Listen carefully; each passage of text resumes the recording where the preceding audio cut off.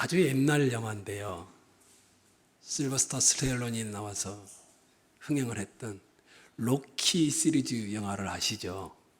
빠밤빰 빠밤빰 하면서 제가 끝까지는 못하지만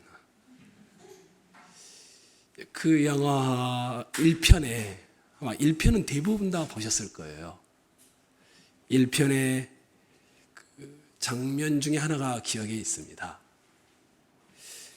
헤비급 그 당시에 챔피언이었던 아폴로 크리드라는 사람과의 마지막 결정전을 앞두고 그 전날 밤 이 로키가 여자친구였던 아드리안과 대화하는 장면이 있습니다. 곁에 여자친구에게 말을 하는 것이었습니다. 사실 내일 있을 이번 싸움은 내가 이길 필요가 없어. 끝까지 넘어지지 않고 버티기만 하면 돼. 이렇게 말하는 것이었습니다. 그러면서 그가 왜 그러는지 설명을 합니다. 나는 단지 이기고 싶은 것이 아니라 무언가를 입증하고 싶어. 내가 건달이 아니라는 것을, 나도 꽤 괜찮은 사람이라는 것을 입증하고 싶어. 상대에게 머리통이 깨져 부서져도 괜찮아. 끝까지 해내고 싶을 뿐이야. 그게 다야. 이렇게 말하는 겁니다.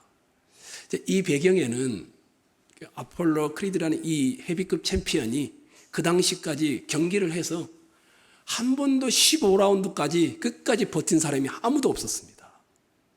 그만큼 강력한 선수였죠. 15라운드까지 가서 종이 울릴 때 내가 아직 서 있으면 나는 그걸로 충분해.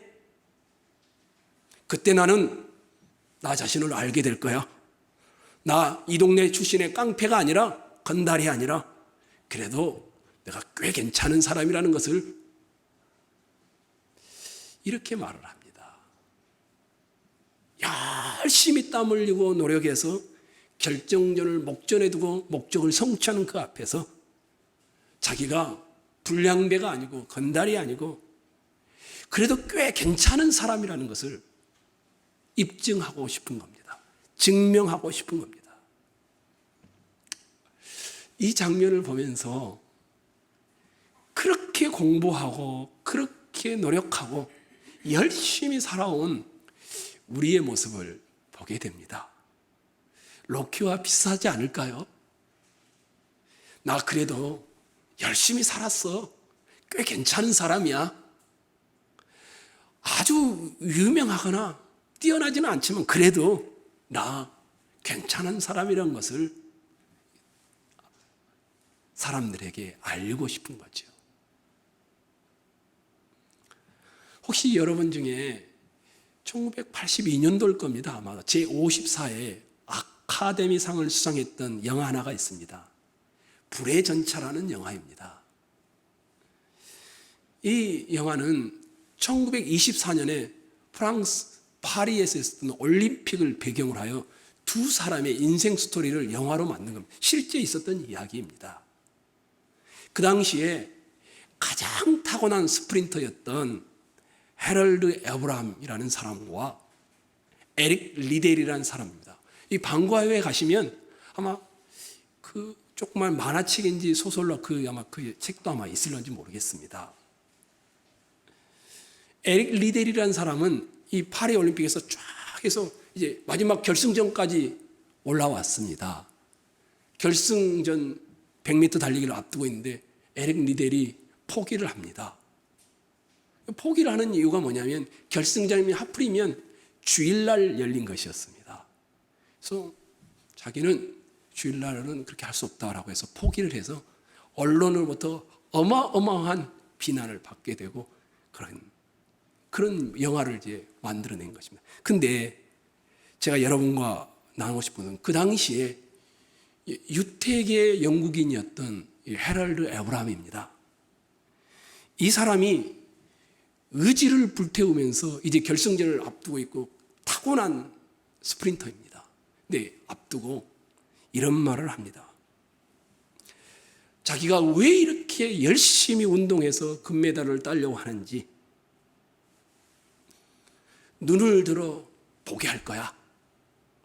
이 외로운 10초 동안에 내 삶과 모든 존재의 정당성을 나는 입증할 거야. 내가 그래도 꽤 괜찮은 사람이라는 것을 이렇게 말을 하는 것이었습니다. 이 두 이야기를 하면서 아마 여기 계신 분들도 남부럽지 않게 비교해서도 안 될 만큼 열심히들 살아오셨을 겁니다. 왜 그렇게 과도하게 추진력 있게 열심히 걸어오셨을까요? 왜 매사에 내가 생각하는 것이 옳다라고 생각하며 그렇게 살아오셨을까요? 사람들이 나를 어떻게 평가할까? 이 겉모양에 그토록 신경을 쓰며 인생을 지금까지 걸어왔을까요? 이것을 뒤집어 보면 우리 안에 무언가 결핍이 있는 겁니다. 근데 이 결핍을 감추고 숨기고 싶으니까 자꾸 입증하고 싶은 겁니다. 내가 괜찮은 사람이야. 나 그래도 열심히 살았어. 이런 거죠. 저는 오늘 여러분과 함께 입증하지 않아도 되는, 그리고 우리는 우리 자체로도 괜찮은 존재라는 것을 같이 나누고자 합니다. 그리고 그 출발이 어디인지를 보고자 합니다. 예수님과 그의 제자들, 그리고 모친 마리아가 갈릴리 가나라는 동네의 친족 결혼 잔치에 초대를 받아와 있습니다.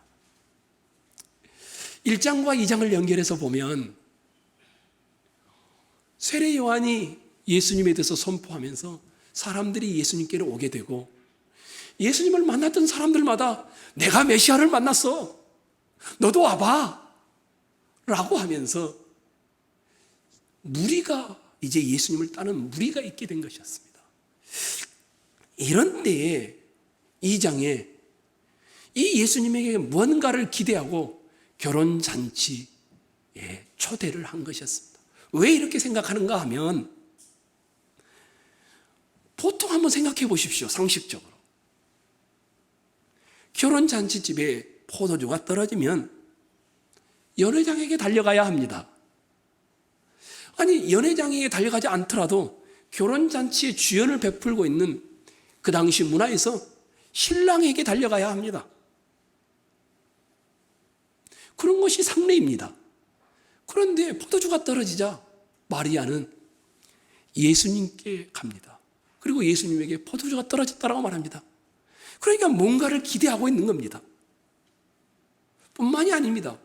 만약에 친족의 그냥 한 결혼잔치였다면 예수님과 모친 마리아가 그 친족 결혼잔치에 가는 것은 이해가 되지만, 이제까지 예수님을 따르는 무리들이 함께 갑니다. 그럴 필요가 없지요.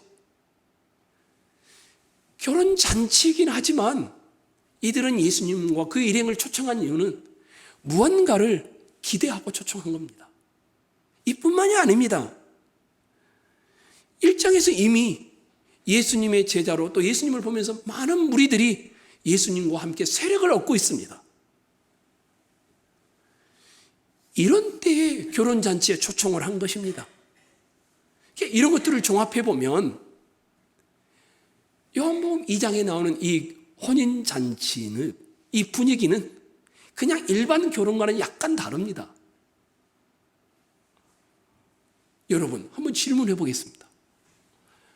결혼잔치 집에 포도주가 떨어졌습니다. 왜 하필이면 마리아는 그것을 예수님께 아뢰었을까요?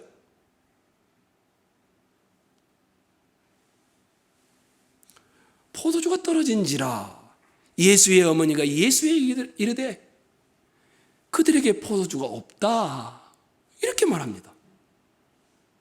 그러니까 최소한 마리아는 예수님이 태어난 때부터 쭉 봐왔던 이 마리아는 예수님이 메시아라는 믿음을 가지고 있습니다. 그래서 마리아는 예수님에게 포도주가 떨어졌으니 지금이 최상의 적기입니다. 지금 여기서 포도주를 만드는 포도주를 익게 하면 사람들이 기뻐하면서 더 큰 세력을 얻지 않겠습니까? 이제 세상에 드러낼 때가 되었습니다. 이게 마리아의 요청 안에 들어있는 내용입니다.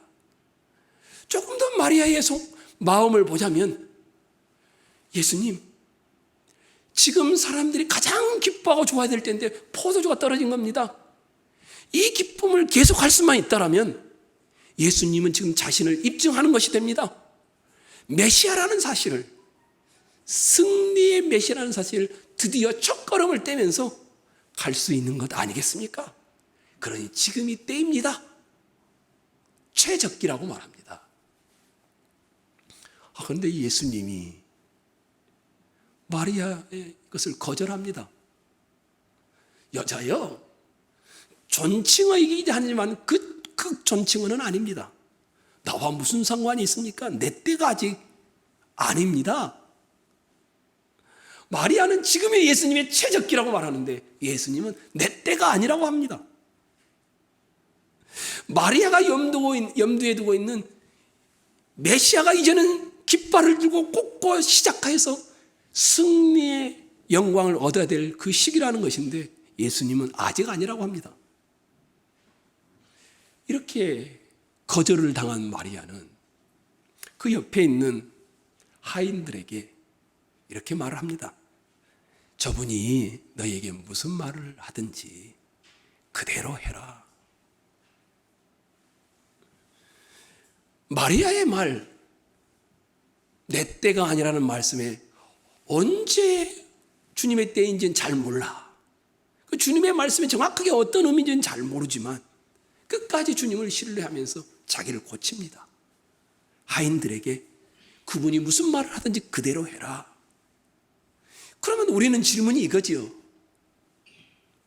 예수님이 말씀하고 있는 예수님의 때는 언제일까? 이런 겁니다. 또 다른 측면에서 한번 봐볼까요? 2장 11절을 한번 봐보십시오. 이 스토리의 내용을 종합해 놓은 것입니다. 그런데 뭐라고 합니까? 첫 표적이니라. 표적이란 말은 뭘 말합니까? 상징입니다. 가나 혼인잔치가 단지 결혼잔치가 아니라 물로 포도주를 만드는 신기한 능력을 보이기 위한 기적이 아니라 상징이라는 겁니다. 예수님의 영광을 나타내는 상징이라는 겁니다.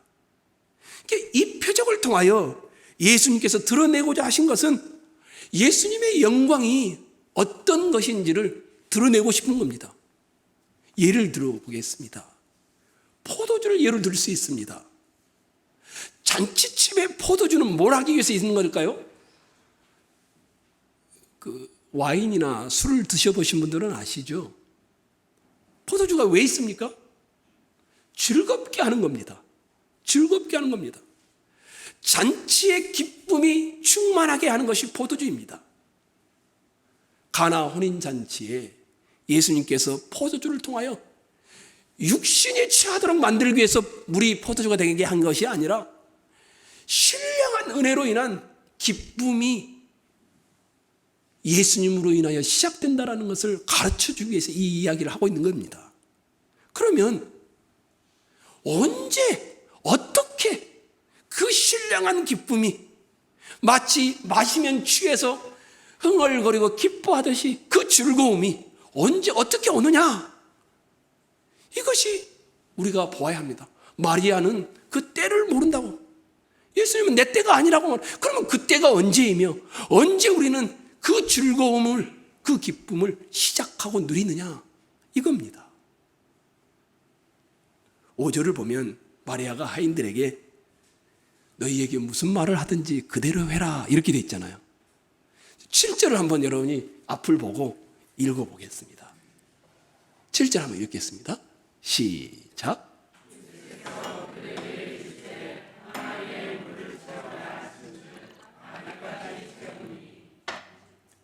자, 하인들에게 너에게 무슨 말을 하든지 그대로 해라. 그 다음에 7절에 예수께서 그들에게 이르시되 항아리에 물을 채우러 하신즉 9가지 채우니 6절이 없어도 스토리가 자연스럽게 연결됩니다. 6절이 없어도. 그렇죠? 6절은 사도 요한이, 요한복음을 쓰는 사도 요한이 무언가를 의도하게 해서 집어넣는 겁니다. 그러면 6절은 뭘까요? 이 본문을 읽는 열쇠입니다. 6절을 보겠습니다. 6절 읽겠습니다. 시작.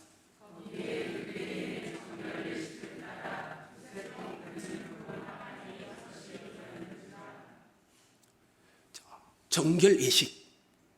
말하면 막 복잡하고요. 광범위합니다.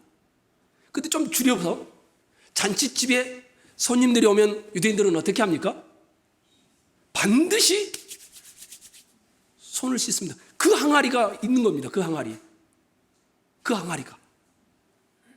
그것이 관행입니다. 왜 그렇게 할까요? 깨끗한, 위생적인 것 때문이 아니라 율법으로 깨끗하다는 것을 상징하기 위해서 그렇게 하는 것이었습니다. 가나 혼인잔치에 청함을 받은 하객들이 행한 물로 손을 씻는 이 행위는, 돌 항아리에서 또 물로 씻는 이 결례는 잔치의 기쁨에 참여하기 위해서는, 이 잔치집에 참여하려면 깨끗해야 한다라는 것을 드러내주는 것이었습니다. 마치 조건 같은 것이죠. 예의 같은 것이죠. 잔치의 기쁨인 포도주가 떨어졌는데 물을 채우는데 이게 물이 포도주로 바뀌어버립니다. 그럼 뭘 보여주는 걸까요? 이 기쁨, 이 잔치의 즐거움, 이 흥얼거림은 어떻게 시작되는가? 더러움을 씻어 정결케 하는 것과 관련되어 있음을 말하는 것입니다. 물이 포도주로 바뀐 것에서 짐작할 수 있듯이 포도주 자체가 결례와 깊은 관련이 있다는 말입니다. 포도주는 더러움을 씻어 정결케 하는 은혜의 기쁨을 상징하는 겁니다. 포도주에 취하면 즐겁습니다. 이 은혜의 즐거움에 참여하려면 포도주로, 물로 씻듯이 포도주로 씻어짐으로 이 기쁨과 이 즐거움이 온다라는 것입니다. 우리의 더러움을 씻어 정결케 하시는 은혜로 말미암아 우리에게 다가오는 즐거움을 알리신 것입니다. 그런데 이것을 보여주는 아주 정확한 예가 하나 있습니다. 예수님이 성만찬을 제정하시면서 이렇게 말합니다. 잔을 가지사 살해하시고 저희에게 주시며 가라사대 너희가 다 이것을 마시라. 이것은 너희 죄 사함을 얻게 하려고 많은 사람을 위하여 흘리는 바 나의 피 곧 언약의 피니라. 아주 명확합니다. 주어 마시가는 이 포도주는 것이므로 그들은 예수님의 피로 씻겨지는 만찬에 기쁨으로 참여하게 됨을 보여주는 것이었습니다. 제가 보고 싶은 것은 그러니까 예수님이 우리를 씻었다 이걸 보고 싶은 것이 아닙니다. 그런데 여기가 중요합니다. 6절을 다시 한번 보여주십시오. 정결예식이라는 단어 앞에 거기에 다음에 무슨 단어가 붙어 있습니까? 유대인의 정결예식입니다. 유대인의 정결예식. 유대인이라는 말이 요한복음에서 굉장히 많이 나옵니다. 2장 13절 여러분 눈으로 한번 봐보십시오. 2장 13절입니다. 유월절 앞에 어떤 단어가 붙어 있습니까? 유대인의 유월절입니다. 한 장 넘겨서 3장 1절 한번 봐보십시오. 니고데모를 설명하죠. 근데 지도자 또는 관원이라는 설명인데 그 앞에 뭔 단어가 붙어 있습니까? 유대인의 지도자. 유대인들은 정결 예식 자체를 잘 지키는 사람들입니다.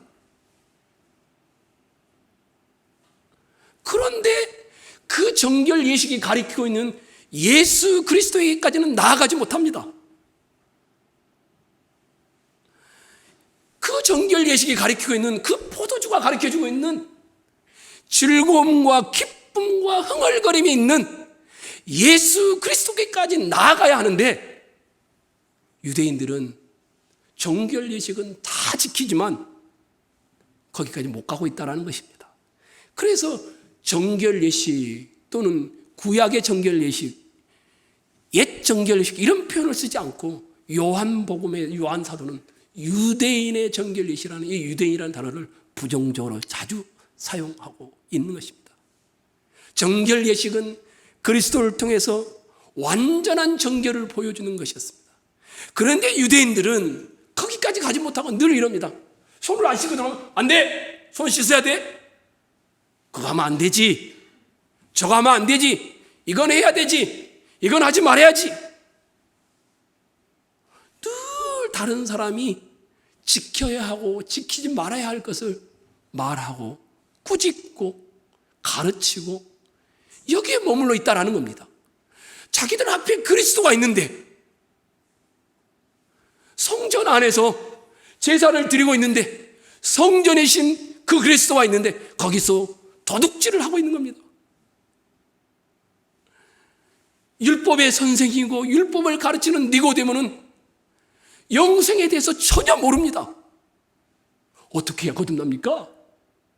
율법은 다 지키고 있는데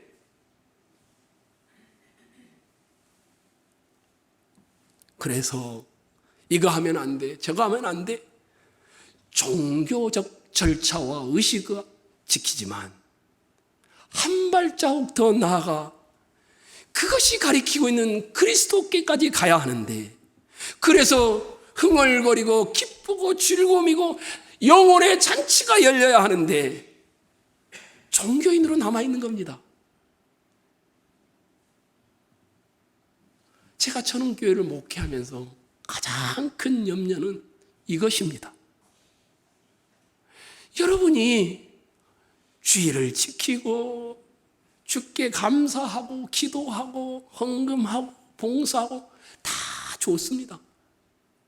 근데 그것들은 다 어쩌면 겉모양은 다 의식에 불과하고 절차에 불과합니다. 한 발자국 더 나아가야 합니다. 왜 그것을 하는가? 그리스도에게서 오는 신령한 은혜인 기쁨의 포도주를 마시기 때문에 하는 겁니다. 여기를 못 나가고 있는 겁니다. C.S. 루이스가 영광의 무게라는 책에서 이런 말을 했습니다. 제가 지난주에도 여러분에게 설명했는데 다시 한번 하려고 합니다. 만약 현대인들의 사고에 자기 자신의 행복을 추구하고 그 행복을 만끽하기 바라는 것이 나쁘다라는 생각이 도사리고 있다면 그것은 성경의 생각이 아니다. 칸트나 숙토와 학파의 사상에서 스며든 것이지 기독교 신앙은 아니다. 복음서가 당당하게 약속하는 보상, 그 엄청난 축복들을 생각하면 우리 주님께서는 사람들이 가지고 있는 갈망과 욕망이 너무 강하다고 책망하는 것이 아니라 너무 가볍고 약하다라고 말씀하실 듯하다. 우리는 무한한 기쁨을 준다라고 해도 술, 섹스, 야망에만 집착하여 거기에 반응하는 냉담한 피조물들이다. 마치 바닷가에서 정말 즐거운 휴가를 보내자고 하는데 이것을 이렇게 말해도 무슨 뜻인지 상상하지 못해서 그저 빈민가 한 구석에서 진흙파이나 만들며 놀고 싶어하는 철없는 아이와 같다. 우리가 생각하는 것, 행복해지고 싶어하는 것, 나와 내 가정이 행복하려고 하는 것, 신앙의 본질과 같다라는 겁니다. 다르지 않다라는 겁니다. 기독교 신앙의 핵심은 고뇌가 아니라 행복이라는 겁니다. 내가 나의 행복을 추구하고 내 가족의 행복을 추구하는 것은 맞다라는 것입니다. 그런데 가짜 기쁨에 머물러 버린답니다. 술, 여행, 섹스, 성공, 야망 이런 것들로 채우려고 한다는 겁니다. 참된 행복은 그리스도에게서 오는데 한 발자국 더 나아가 거기까지 가야 하는데 종교적이기는 한데 거기까지 못 간다는 겁니다. 어마어마한 기쁨이 그리스도에게 있는데 그것을 모르니까 너무 쉽게 매번 해봐도 갈증을 느끼는 술로 자기를 채우고 일로 자기를 입증하려고 하고 여행으로 자기를 입증하고 나 이런 사람이야 이렇게 살아간다는 겁니다. 저 아름다운 해변에서 기쁨의 안식을 누리자라고 초청하는데 빈민가 한 구석에서 진흙파이나 만들며 놀고 싶어 떼쓰는 철없는 어린아이와 같다라는 겁니다. 그래서 C.S. 루이스는 한 발자국 갈망과 야망을 한 발자국 더 나아가 그리스도라는 이 포도주가 주는 그 맛을 취해보라는 겁니다. 생수의 근원이신 여호와 하나님을 버리고 터진 웅덩이에서 구정물을 마시면서 목마름을 채우고 있는 것과 똑같다라는 것입니다. 가짜 기쁨에 만족합니다. 중독되어 끊을 수도 없습니다. 포르노를 끊어버리려고 해도 안 되며 담배를 끊어버리려고 해도 안 되며 술을 끊어버리려고 해도 안 되며 일로 자기를 입증하라는 것을 그만해보려고 해도 안 되며 여행을 갔다 와도 여전히 피곤합니다. 자기 증명의 삶은 끊임없는 또 다른 증명을 요구하기 때문에 해도 좌절을 경험하고 중독을 이길 수 없는 겁니다. 왜요? 여기에는 만족이 없습니다. 만족이 없으니까 교회를 다니는데 어떻게 됩니까? 신앙생활이 재미가 없어집니다. 힘들어집니다. 이게 쌓이면 어떻게 됩니까? 회색지대를 걷게 됩니다. 신앙생활인가 무언가를 하지 않는 것, 무언가를 하지 않는 것을 하면 마음이 어두워집니다. 뭔가를 해야 되는데 하지 않으면 또 마음에 좌절이 오고 자기를 책망합니다. 그러다 보니까 기쁨을 상실한 채로 종교인으로 늘 자기를 책망하면서 마음이 어두워지는 그 상태로 살아가다가 시간이 지나면 잊어버리고 다시 시작하곤 하지만 또다시 거기에 빠지고 맙니다. 한 걸음 정결예식이 가리키고 있는 예수 그리스도에까지 나아가야 진짜 포도주의 맛을 보는데 그것을 하지 않습니다. 그리고 너무 얇은 야망에 자기를 드러내고 거기에 살아가는 것입니다. 한 걸음 더 나아가시기 바랍니다. 한 걸음 더 나아가 포도주에 취한 예수의 신령한 기쁨을 맛보시기 바랍니다. 예수님께서 명하신 대로 하인들이 2-3통 든 돌항아리 6에 9가지 물을 채운 다음에 그 물을 떠서 연회장에다가 다 갖다 줍니다. 연회장이 그 맛을 보니까 물맛이 아닙니다. 아무 맛도 향치도 없는 무미 건조한 물이 아니라 그 강한 맛과 향으로 사람을 취하게 하며 사람을 즐겁게 하는 포도주로 변하여 있는 것이었습니다. 결례를 위하여 물을 담는 항아리 6에 9가지 가득 담았던 물이 어느 사이에 그 맛과 향이 깊고 그윽하여 포도주의 포도주가 된 것이었습니다. 구약의 모든 결례는 그 자체로는 죄인을 정결케 할 수 있는 능력이 없습니다. 단지 상징하고 가리킬 뿐이었습니다. 무색무취한 물처럼 아무 맛과 향이 결례 자체에는 있지 않습니다. 아무 맛이 없는 물이 예수님의 손에서 포도주로 변합니다. 구약의 결례가 그리스도로 말미암아 진정 죄인을 씻어주는 정결케 하는 능력의 은혜로 나아가게 하는 상징이었던 것이었습니다. 제가 여러분과 나누고 싶은 것은 이런 것을 나누고 싶은 것은 아닙니다. 재미있게 사도 요한이 표현을 하고 있습니다. 9절을 보십시오. 그 잔치 전체를 주관하는 연회장입니다. 9절에 연회장은 물로 된 포도주를 맛보고 그 다음 뭐라고 되어 있습니까? 어디서 났는지 알지 못하되. 그 다음 단어입니다. 물떠온 하인들은 알더라. 예수님께서 행하신 일을 보고 순종하여 경험한 사람만이, 그 포도주를 맛본 은혜의 경험자만이 어떻게 이런 일이 일어난 것인지 안다라는 겁니다. 물을 포도주로 변하게 하시는 일을 지켜보며 그 일에 참여했던 신분이 낮은 하인들이 그 포도주가 어떻게 일어난 것인지, 포도주의 근원에 대하여, 그 포도주가 어떻게 생겨난 것인지, 그리스도를 통하여 하나님의 능력으로 되어진 이적이라는 것을 아는 것처럼, 이 기쁨의 맛은, 이 신령한 은혜의 맛은 경험한 사람만이 그 은혜의 근원을 안다라는 것입니다. 연회장은 모릅니다. 어떻게 포도주가 생겨난 것인지 연회장은 알지 못합니다. 지금 맛본 포도주가 맛이 있다는 것은 알지만, 뭔가 다르다는 것은 알고 있지만, 이 포도주가 어떻게 생겼는지 알지 못하고 감탄하면서 그 포도주의 맛에 대하여 이렇게 칭찬을 합니다. 9절과 10절을 보십시오. 연회장이 했던 말입니다. 신랑을 불러놓고 말하지요. 뭐라고 합니까? 말하되 10절 한번 읽어볼까요? 시작.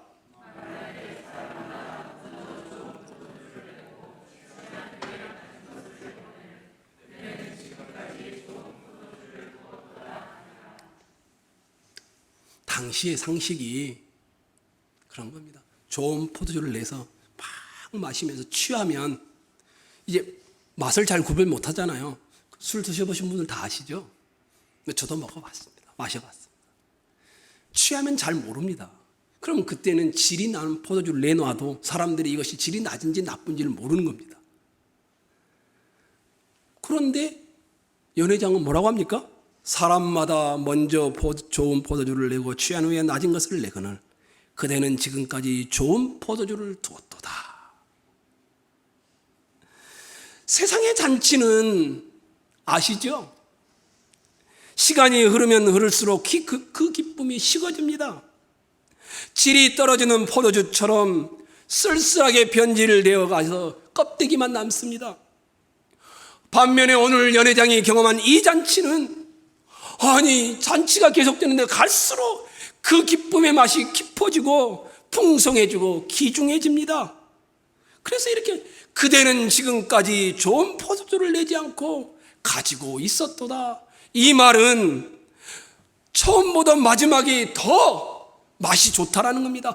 갈수록 맛이 깊어진다라는 겁니다. 기쁨이 배가 되고 배가 되고 배가 된다라는 겁니다. 그러나 이 말 안에는 그것만 있는 것이 아니라,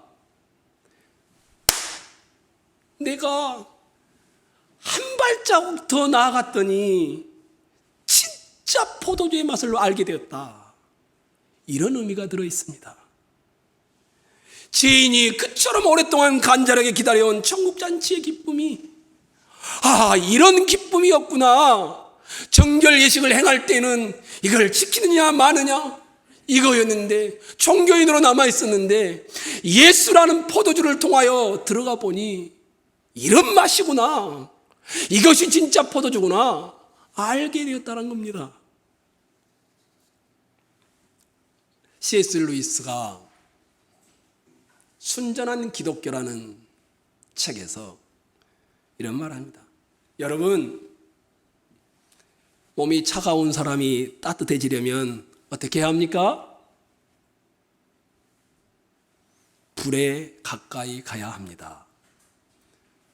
몸이 목마르고 메마르고 막 더워 있는 사람이 몸을 적시려면 어떻게 해야 됩니까? 물에 들어가야 합니다. 기쁨과 평화와 능력과 영원한 생명을 얻으려면 어떻게 해야 합니까? 기쁨과 평화와 능력과 영원한 생명의 존재의 근원이신 그분에게 가까이 가야 합니다. 이것들은 하나님이 아무한테나 나눠주시는 하찮은 상품 같은 것이 아닙니다. 분수를 아시죠? 우리나라도 여러 군데 가면 분수가 있지요. 막 솟구쳐 올라옵니다. 보면 능력과 아름답습니다. 근데 그 분수에 가까이 가면 어떻게 합니까? 그 분수에서 바람과 함께 물보라가 일어나지요. 가까이 가는 사람은 어떻게 됩니까? 옷이 자기도 모르는 사이에 젖습니다. 근데 아름답네, 야 멋있네, 사진도 찍습니다. 근데 멀리 있는 사람은 어떨까요? 다가가지 않는 사람은 여전히 메마른 상태에 머물러 있는 것입니다. 하나님과 연합한 관계를 맺으며 가까이 있는 사람은 어떻게 영원히 기뻐하지 않을 수 있겠습니까? 하나님과 멀리 분리된 사람이 어떻게 영원히 시들지 않을 수 있겠습니까? 믿음이라는 파트에서 C.S. 루이스가 했던 말입니다. 영원한 생수, 영원한 기쁨, 이것을 여러분이 적셔지기를 원한다면 가까이 분수 앞으로 가셔야 합니다. 멀리 있으면 아름답다고 말할지 모르지만 메마른 상태가 계속되는 것입니다.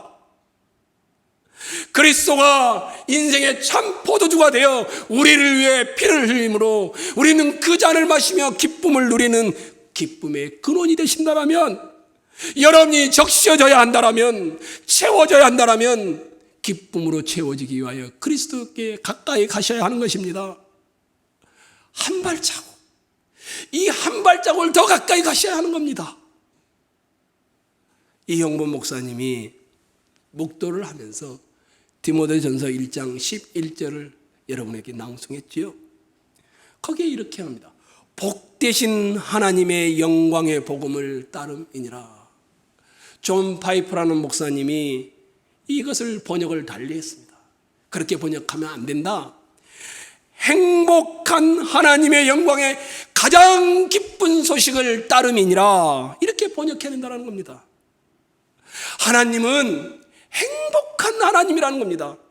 하나님은 태초부터 행복 자체셨고 성자와 성령과 함께 이 행복을 누리셨고, 우리도 창조한 이유가 뭔가가 부족해서가 아니라 이 행복을 나누어 주기 위해 창조했다라는 겁니다. 최초부터 누리고 있는 이 행복, 이것이 여러분을 위하여 예수 그리스도가 정결 예식이 되어 십자가에 죽으신 이유입니다. 여러분이 행복해지는 것, 이게 기독교입니다. 이것은 가짜 기쁨을 벗어버리고 그리스도에게 나아가 그 맛의 포도주를 맛보는 하인들이 알듯이 그런 사람들이 누릴 수 있는 은혜인 것입니다. 마태복음 25장은 끝날에 있을 내용을 쭉 이야기하는 장면이 나옵니다. 그 장면 중에 이렇게 말하죠. 끝날의 마지막 파티에 내 주인의 무엇에 참여하러 갑니까? 잔치라는 단어를 바꿔놨습니다. 넌 참 좋은 단어라고 생각합니다. 내 주인의 즐거움에 참여할지어다. 하나님 나라는 웃음이고 즐거움이고 감사라는 것입니다. 주인이 즐거워하듯 하나님의 나라는 혼인잔치이며 즐거움이니 그 잔치에 참여하라는 것입니다. 예수님은 이 땅에 파티를 하러 오셨습니다. 예수님의 별명이 무엇인 줄 아십니까? 바리새인과 서기관들이 붙여놓았습니다. 먹기를 탐하고 포도주를 즐기는 자이다. 신앙생활은 이건 해야 돼, 이건 하지 말아야 돼, 그럼한 거 이런 게 아니라는 겁니다. 신앙생활은 그리스도란 포도주의 극상품의 포도주를 맛보는 신앙생활은 취하는 즐거움입니다. 행복을 찾고 노래하는 즐거움입니다. 매일매일 내가 왜 이랬지? 내가 교회를 다니면서 이러면 안 되는데 내가 왜 이랬지? 이 정도가 신앙생활이 아닙니다. 신앙생활은 즐거움입니다. 집에서 포도주도 마시고 교인들이 안 볼 때 담배도 피시고 피로 회복을 위해 스트레스 해소도 하시고 주의를 피해서 여행도 다니시고 예수님을 따라다니면 늘 잔치를 보고 배웠던 제자들이 사도 요한이 요한계시록에 뭐라 합니까? 마지막 장입니다. 어린 양의 혼인잔치에 다 올지어다. 하나님의 나라는 잔치입니다.